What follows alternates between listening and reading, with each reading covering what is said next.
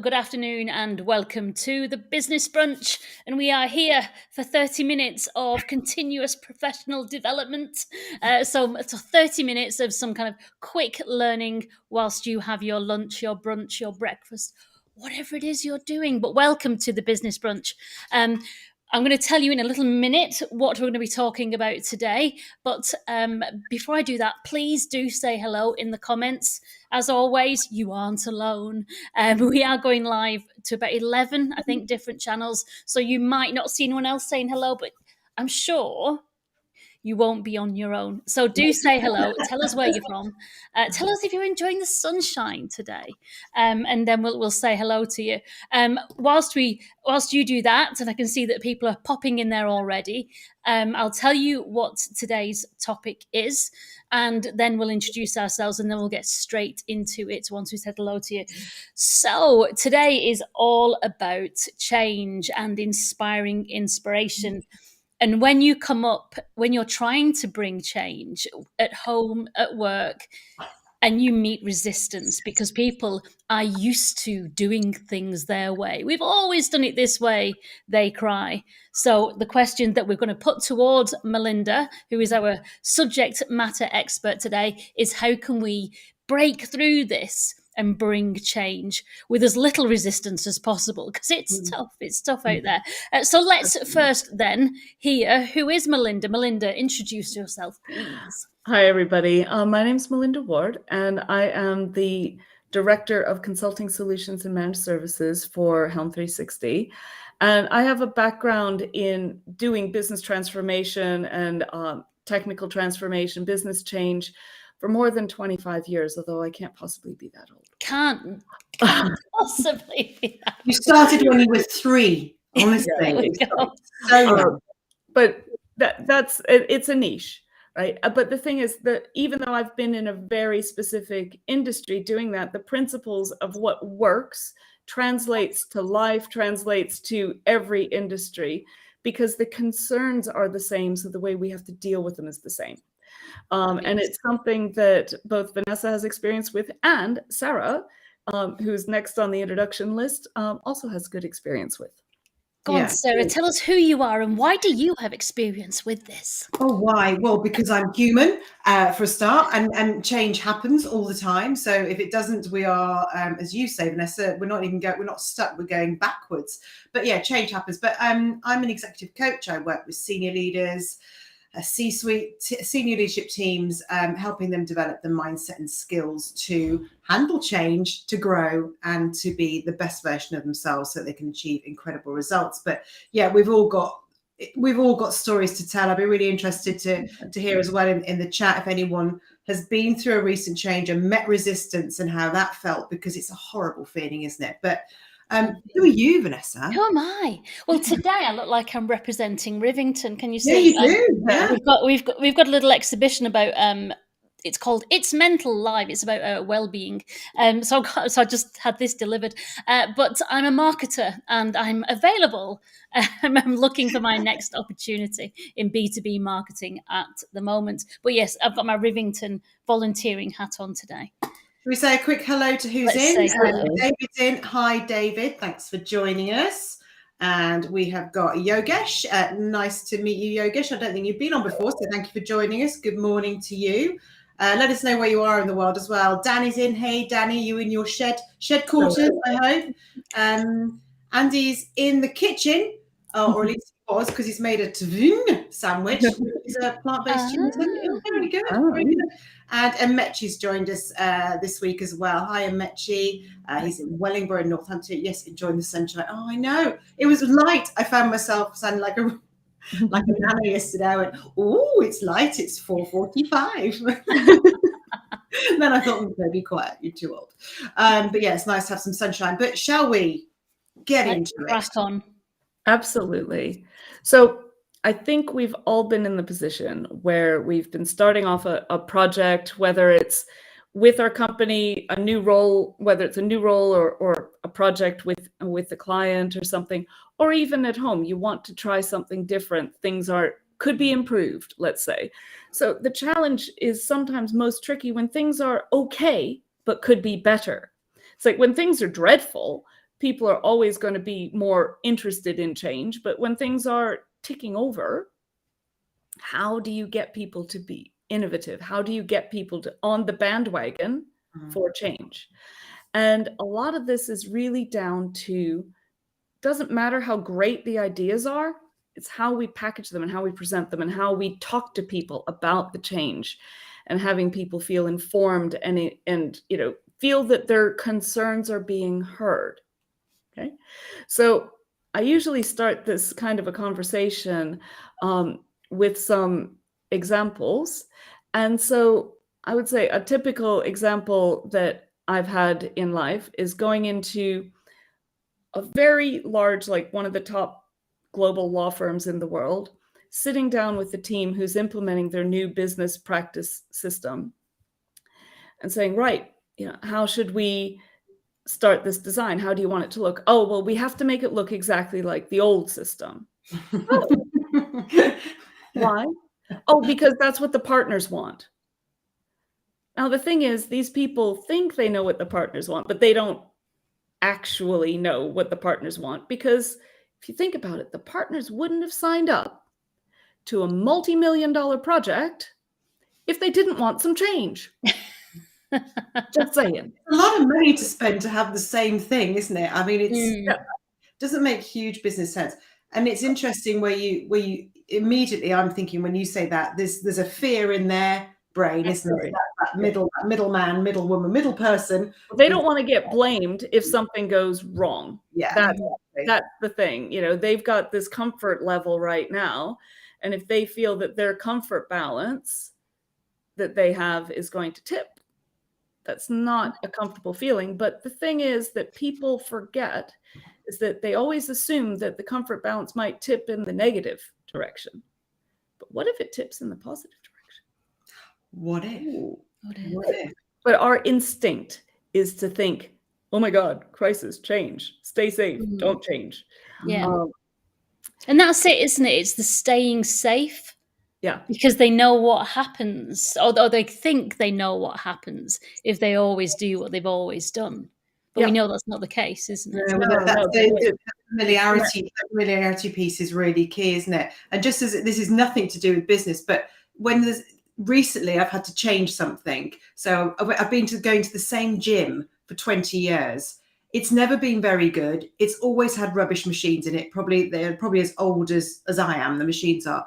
But it closed down to refurb, and it hasn't reopened yet. So I was forced to change, to go to a better gym. I'm loving it, seeing results. But that transition of about 4 weeks of like, I don't want to go to the new gym, I want to go to the old gym. And now I wouldn't want to go back to the old gym.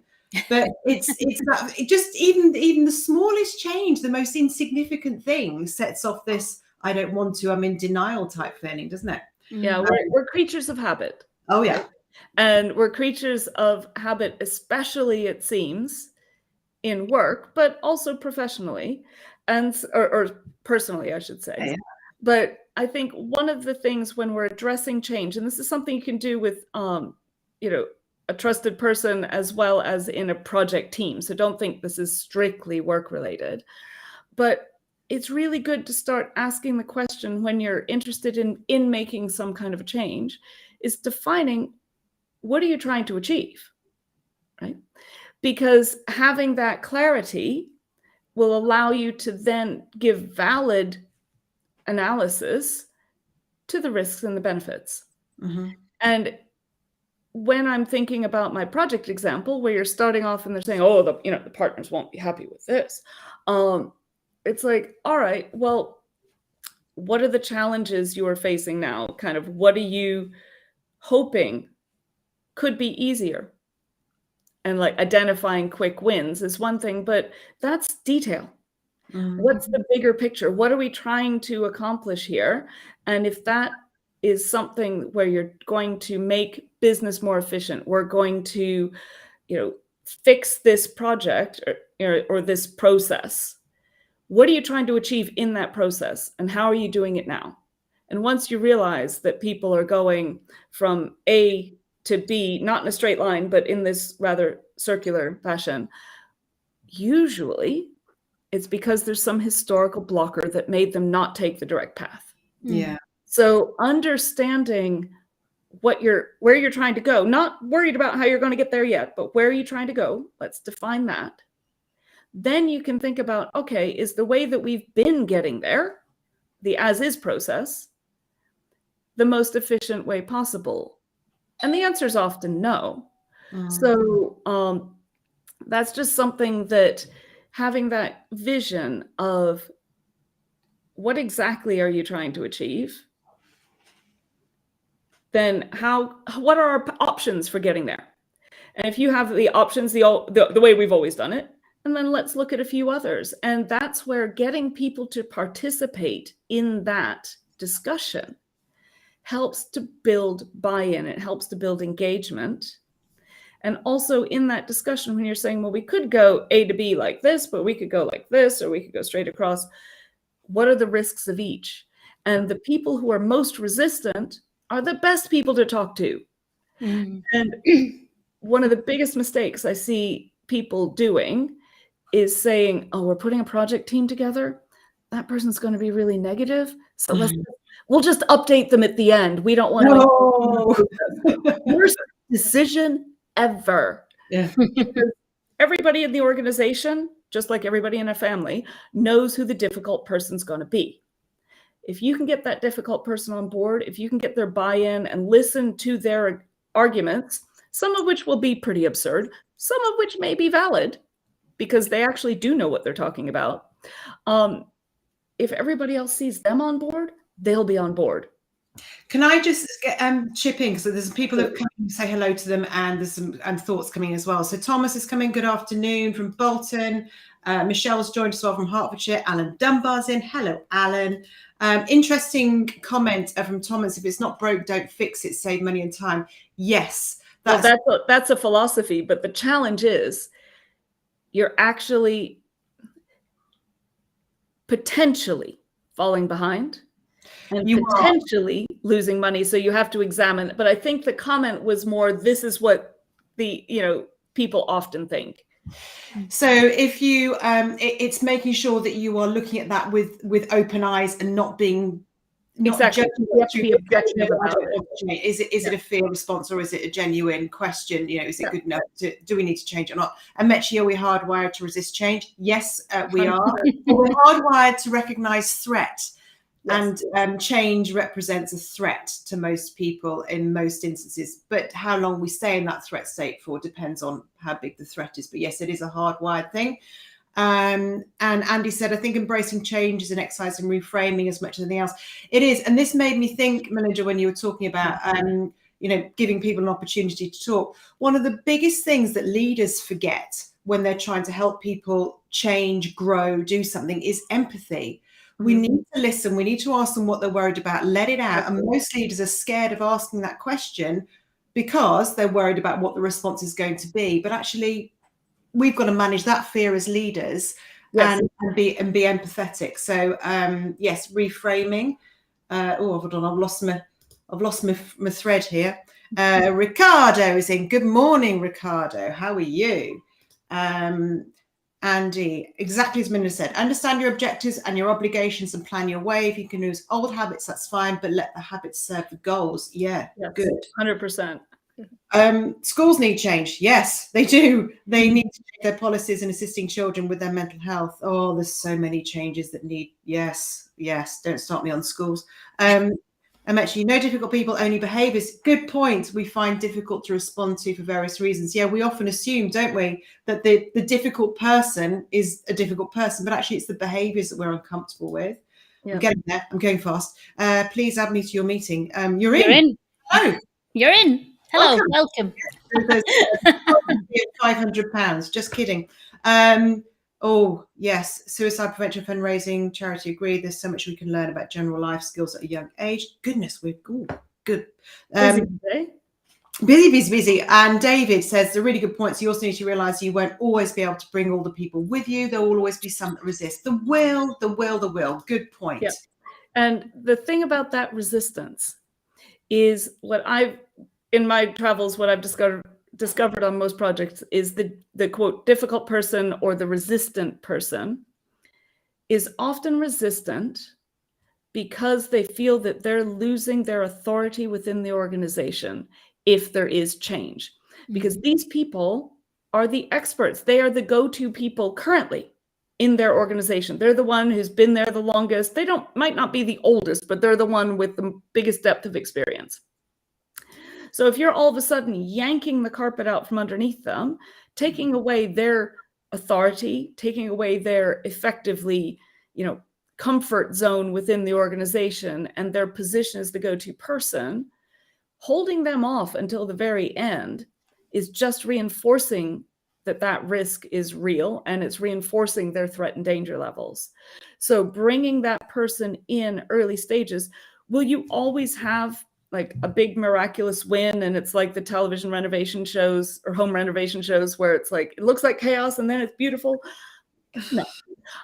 But that insight and that information from those individuals, to get them on board early, to get them to be the early adopter, to get them involved with the initial testing, will bring up so much challenge, in the way of challenges and issues that you might have missed otherwise.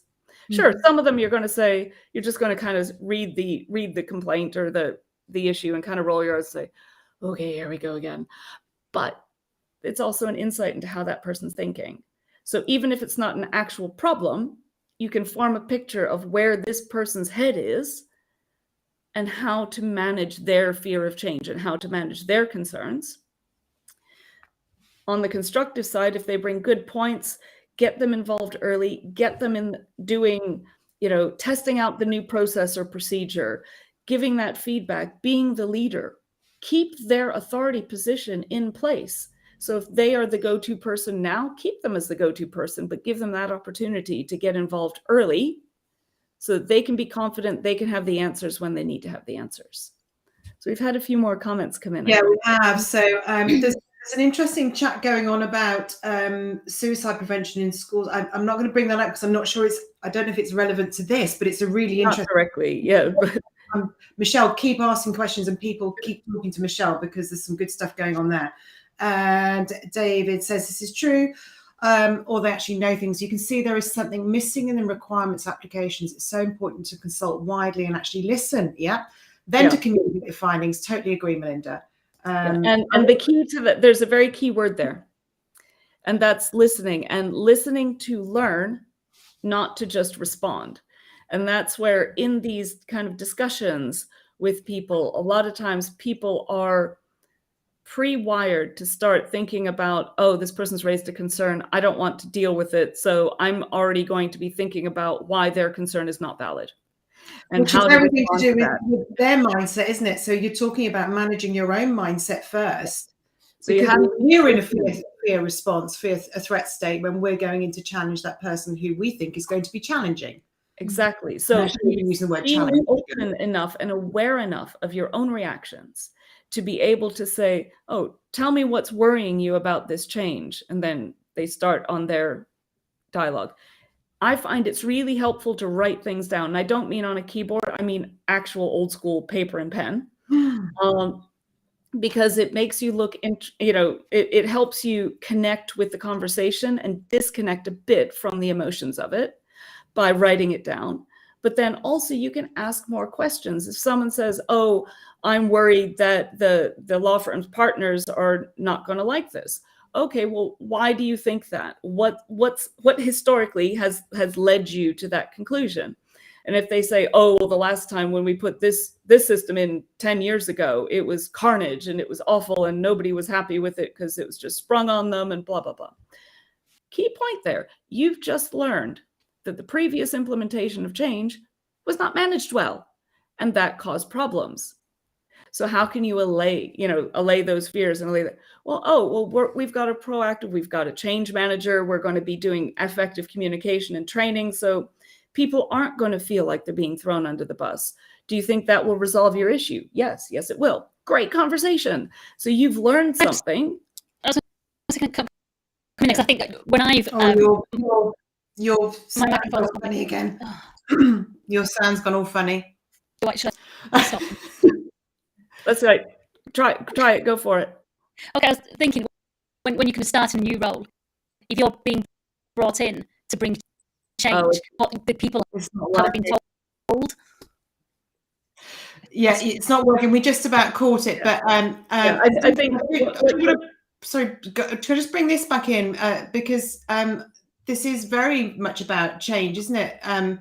There's something. First of all, Michelle, so sorry to see this. Your son took his own life, and you've been championing this change, trying to give away for free, and they won't take it.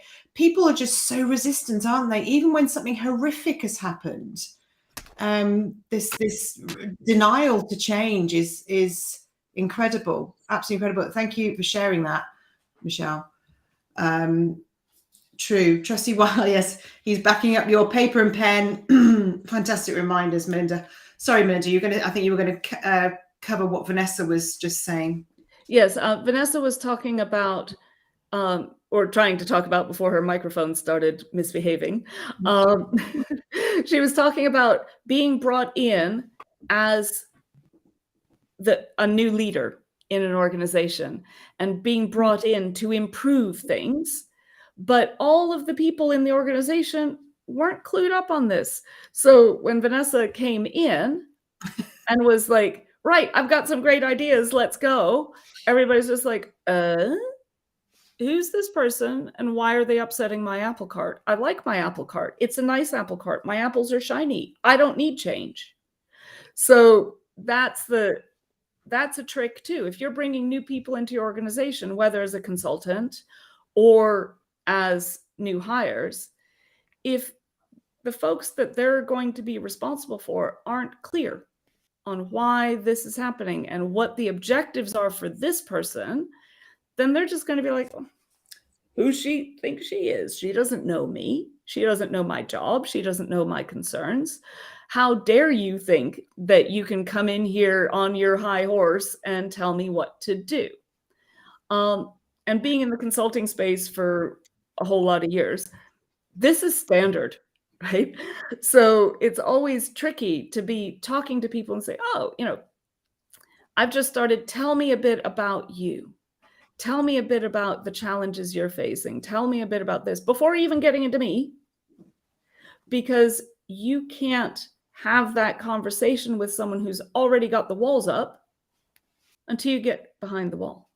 Yeah. So putting your own ego aside, putting your own objectives aside for a moment, not permanently, just slightly to the side and back a little bit, and focusing on getting to know the individuals in the project team or in the department, whatever it is, the situation, learning about them, learning about their concerns, learning about what is making them nervous about you joining, perhaps, or about this project starting as a more neutral one. And once we learn more about that, a lot of times people see, oh, there's a new bit of software coming in, a new organization structure coming in, a new process coming in. My job must be at risk. Yeah. And that, especially in these days, is a legit concern. Although in this situation, it may be an unfounded concern. So having that conversation and learning about those things can help you pitch your messaging in a way that will be better received by the group. This is comments, I think. Yeah, really interesting. James, thanks for joining us again today. So what I see here is, James has persisted. I'm not saying Michelle isn't persisting, by the way, you clearly are, but sometimes getting change is so hard, it can take a lot of time. But I think what you also just said about, dropping the ego, dropping your own intent behind it and really listening and understanding to what the concerns are and what people are trying to achieve. And then it's almost like a sales process, isn't it? It's then how can I solve that problem for you together? But well done, James, and thanks for sharing that. We've also got Alan, wow, it's the case of not invented here. In other words, it hasn't been directed by the Education Authority. Yeah, so he's responding to Michelle's conversation about not being able to get this education into schools, which, having got young children in schools, my goodness, is it essential. And I think with the nature of the school thing, there can also be it won't happen here kind of mentality, like, well, that would never happen in our school until it does. Well, so, and the same thing is true in business as well. You get both the resistance to change, but also that, well, that's everybody else's problem. It's not our problem. We don't want to deal with that. If we don't mention it, it doesn't exist, it's kind of a throwback to the old challenge in schools of education on reproductive systems.